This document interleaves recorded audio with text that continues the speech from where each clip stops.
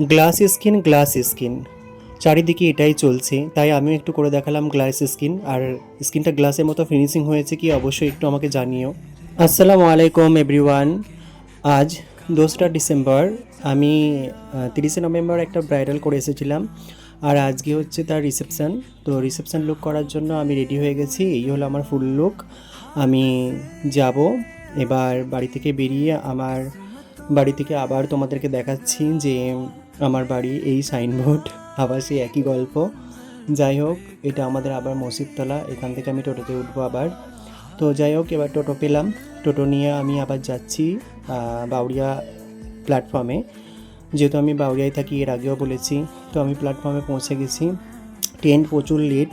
আমি যতই সময় আগে বেরোই না কেন, ট্রেনের অবস্থা এই। তো সেখান থেকে আমি হাওড়া পৌঁছালাম। হাওড়া পৌঁছে মেট্রো ধরার জন্য যাচ্ছি। তো মেট্রোতেও তোমাদের অবস্থাটা দেখাবো। মেট্রোর যা অবস্থা, এত মানে ভিড় ছিল লাইনের। আর ব্রাইড করার জন্য, আমার আজকে রিসেপশান লুক করার জন্য আমাকে ফুল কিনতে হয়েছে, যেহেতু তারা বলেছে যে ফুল পাইনি। তো যখন ক্লায়েন্ট বলে যে আমি ফুল পাইনি, যেগুলো লাগবে সেগুলো তুমি নিয়ে আসো, ক্যারি করতে হয়। তো তার জন্য আরও একটু লেট হয়ে গেছে। তো মেট্রো এসে গেছে, আমি মেট্রো ধরে পৌঁছাবো এসপ্ল্যানেড। তো ওখানে আমার আবার হেল্পিং হ্যান্ড, মানে আমার স্টুডেন্ট প্রিয়াঙ্কা, ও এইখানেই থাকবে। ওখান থেকে মিট করে আবার আমরা যাব হচ্ছে মাস্টারদা সূর্য সেন স্টপেজ। তো আমি মেট্রো করে আবার উঠলাম। মেট্রো চারিপাশটা দেখাচ্ছি। যখন মেট্রো থেকে মানে বাইরে বেরিয়েছি, মানে মেট্রোটাই বাইরে বেরিয়েছে, তখন দেখাচ্ছি যে কত উঁচুতে যায় এটা। আর ওখানে পৌঁছে টোটো করে আমরা মেন জায়গায় পৌঁছাতে চলেছি। তো সেখানে নেবে আর কিছু ছিল না, আমাদেরকে হাঁটতে হয়েছে। আর এখানের রাস্তার অবস্থাটা তোমরা দেখো। আমি ভাবি যে আমি গ্রামে থাকি বলে আমাদের রাস্তাঘাট এরকম অবস্থা, কিন্তু ওদিকে গিয়েও দেখলাম এরকম অবস্থা। আমাদেরকে ব্যাগ ট্রলি সব চাগিয়ে চাগিয়ে নিয়ে যেতে হয়েছে। তো এখান থেকে একটু ভালো রাস্তা পেয়েছি। ব্রাইডের বাড়ি দেখা যাচ্ছে, মানে শ্বশুর বাড়ি। তো ব্রাইডের বাড়িতে একজন রিসিভ করতে চলে এসেছে গেটের সামনে ফোন করার পর। এই হলো ওদের মানে সাইনবোর্ড। যাই হোক, তো আমি বাড়ির মধ্যে ঢুকতে চলেছি। ফ্ল্যাটে ওরা থাকে। তো আমাদেরকে নিয়ে যাবার জন্য একজন এসেছে, এবার ওর কাছ থেকে শুনে নেব। আজকে তোমার রিসেপশান, তো বিয়ের দিনের লুকটা সবাই কি বললো? সবাই খুব প্রশংসা করেছে, আর সবাই বলছে আমাকে দুর্গা ঠাকুরের মতন লাগছে দেখতে। আমিও বলে দিয়েছিলাম তার আগে। আর আজকের লুকটা আমি আমার মতো করে করি। একদম।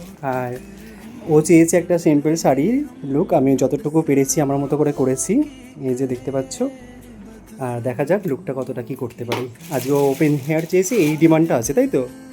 ঠিক আছে, চলো দেখো সব। এবার একটা জিনিস না বললেই তোমাদের নয়, দেখো গ্লাস স্কিন সবাই বলে।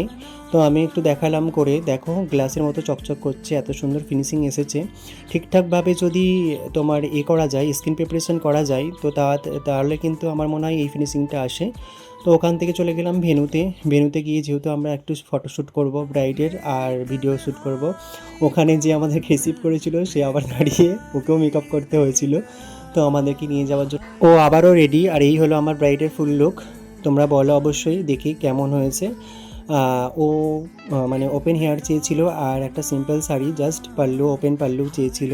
তো সেটাই করেছি, আর মাথায় ফুলটাও লাগিয়েছি আমি আমার মতো করে, যেহেতু বিয়ের দিনকে ওর অনেকটা ফরমাইশ ছিল, যেটা আমি পূরণ করেছি। আর এখানে আমাকে গ্রুম মেকআপও করতে হয়েছিল, সেটাও তোমাদের সঙ্গে একটু শেয়ার করলাম।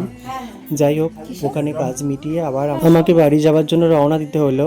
তো আমি আবার এসপ্ল্যানেড পৌঁছে মেট্রো চেঞ্জ করে এবার হাওড়া যাবার জন্য মেট্রো ধরবো বলে নিচে নামছি। কিন্তু এটাই হচ্ছে লাস্ট মেট্রো, আমি আর পাবো না এটা মিস করলে। সেই কারণে একটু তাড়াও ছিল খুবই, মানে মেট্রো মিস হয়ে গেলে আমি বোধহয় আর বাড়ি পৌঁছাতে পারতাম না। সেই কারণে একটু তাড়াই ছিল। তো যাই হোক, মেট্রো পেয়ে গেছি। মেট্রো পেয়ে যাওয়ার পর ট্রেনের জন্য দৌড়াতে হয়েছে, কারণ ওটাও লাস্ট লোকাল ছিল আমার ধরার জন্য, যেহেতু আমাকে বাড়ি পৌঁছাতে হবে। আর হাওড়া থেকে আমার বাউরিয়া অনেকটাই সময় লাগে, যদি ট্রেন মিস হয়ে যায় আবার আমাকে এখানে কোথাও থাকতে হবে। তো সেই জিনিসটা মাথায় ঘুরছিল, ভীষণ টেনশন হচ্ছিল যে লাস্ট লোকালটা যেন পেয়ে যাই আমি। তো আমার ভাগ্য ভালো ছিল, তো সেই কারণে আমি আবারও আজকে ট্রেনটা পেয়ে গেছি। না হলে আমাকে বাসে করে হয়তো কোনোভাবে ফিরতে হতো, আমাকে দীঘার বাস ধরে একদম পাঁচলা থেকে ওখানে অটো ধরেই হয়তো আমাকে বাড়ি আসতে হতো। আর এত রাত্রে আমি অটো পেতাম কি সেটাও না। যাই হোক ট্রেন পেয়ে গেছি, অনেকটা রিল্যাক্স ফিল করছি। ট্রেনের মধ্যে একটু ভিড় ছিল না, কারণ এটা লাস্ট লোকাল, সেই কারণে। আর এইভাবেই আমি বাড়ি পৌঁছালাম।